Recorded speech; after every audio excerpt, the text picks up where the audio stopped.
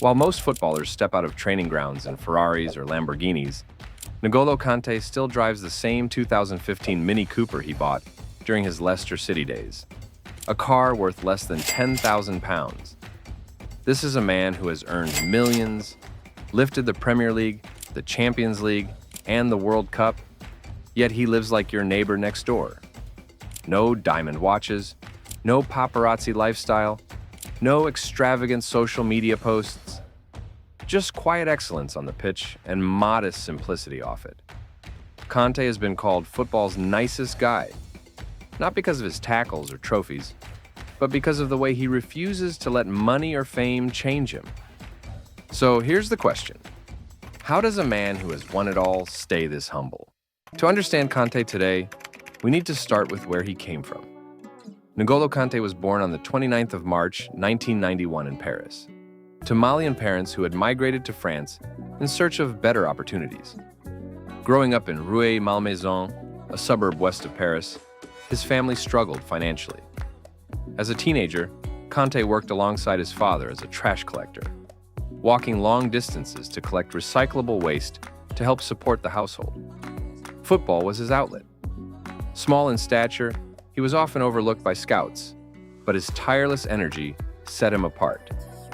In 2009, he joined Boulogne, a club in Ligue 2, making his professional debut that same year. By 2012, he signed for SM Caen, where his reputation as a relentless midfielder began to grow. Over 3 seasons, he made more than 80 appearances, helping Caen earn promotion to Ligue 1. Kanté's life changed in 2015.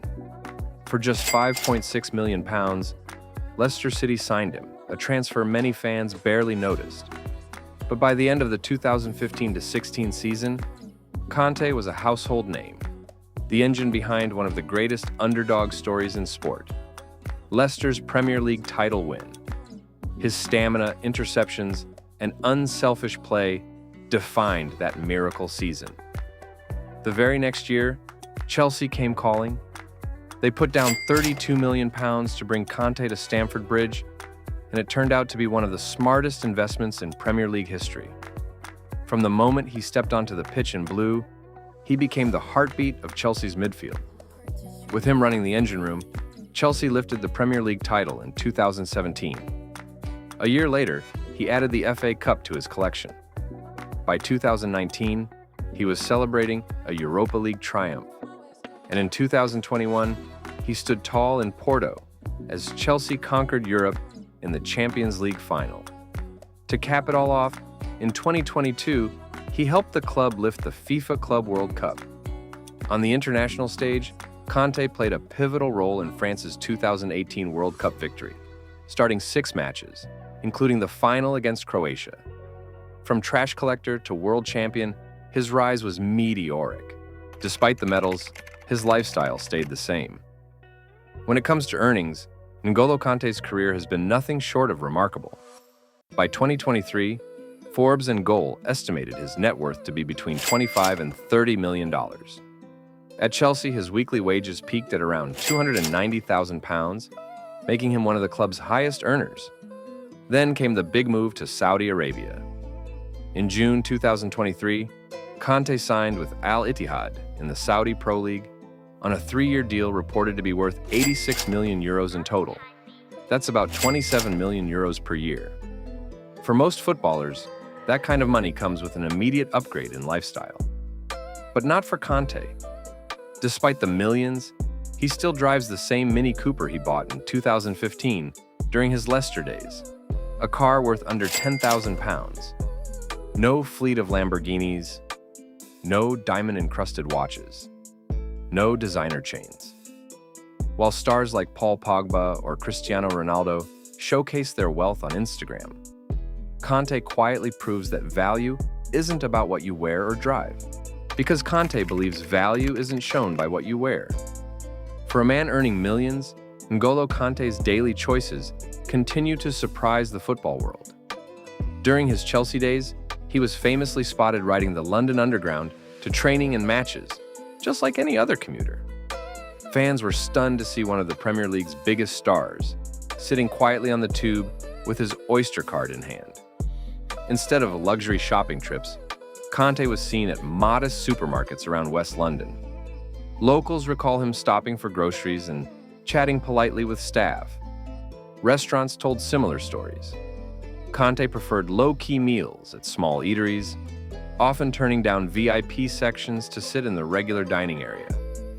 In 2018, when the Football Leaks scandal exposed how many players used offshore schemes to avoid paying taxes, Kanté stood out.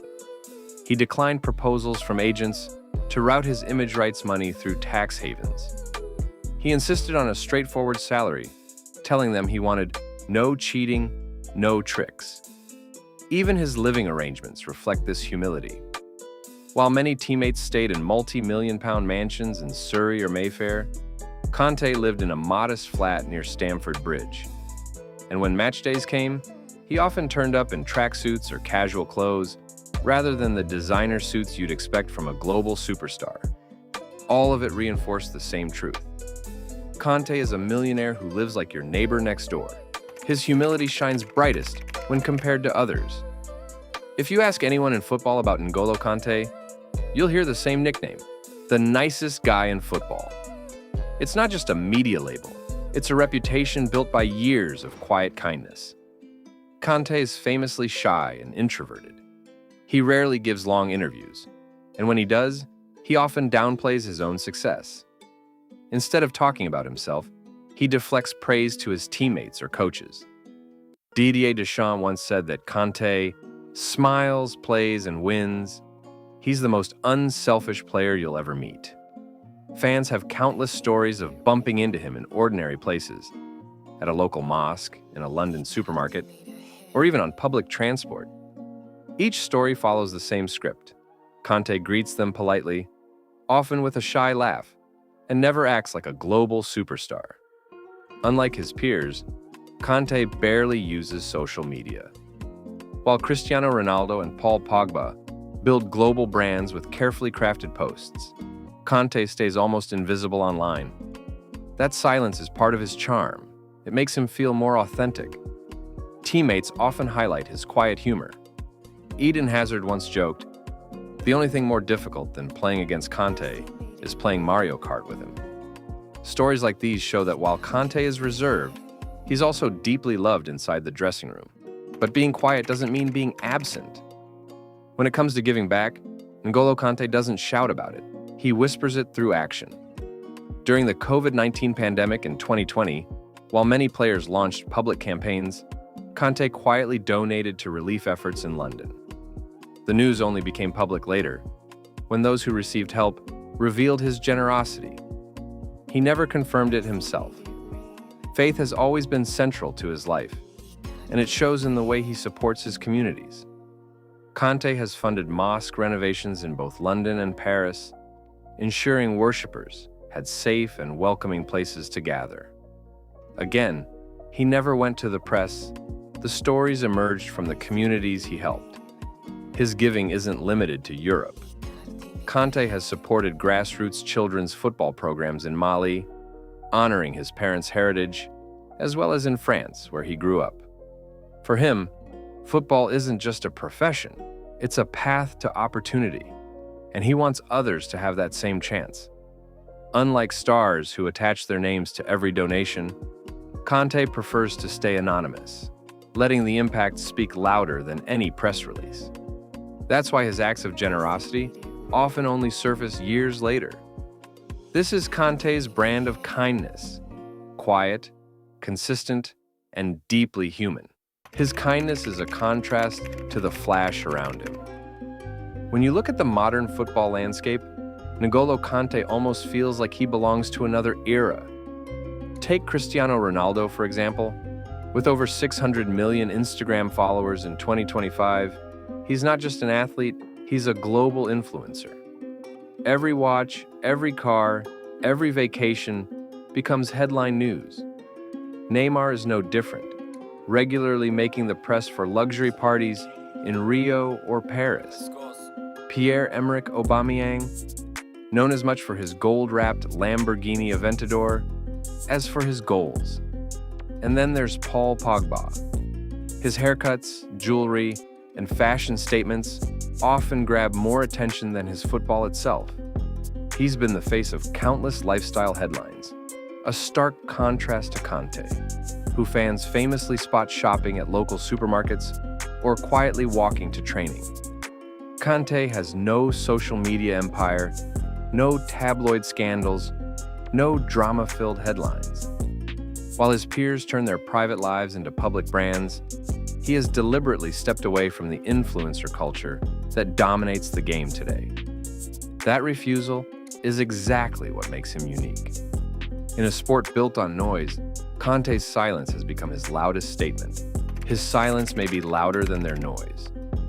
From the streets of Paris, where he once worked as a trash collector, to lifting the Premier League with Leicester and the World Cup with France, N'Golo Kanté's story is one of football's purest arcs.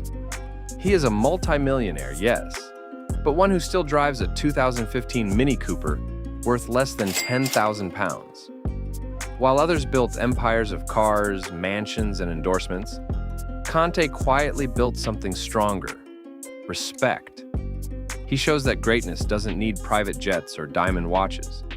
His medals, his smile, and his humility are enough. And it leaves us with one final question.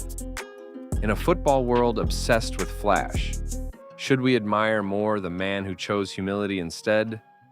Like this video, comment if you believe Kanté is football's most humble star, and subscribe for more untold stories from the beautiful game.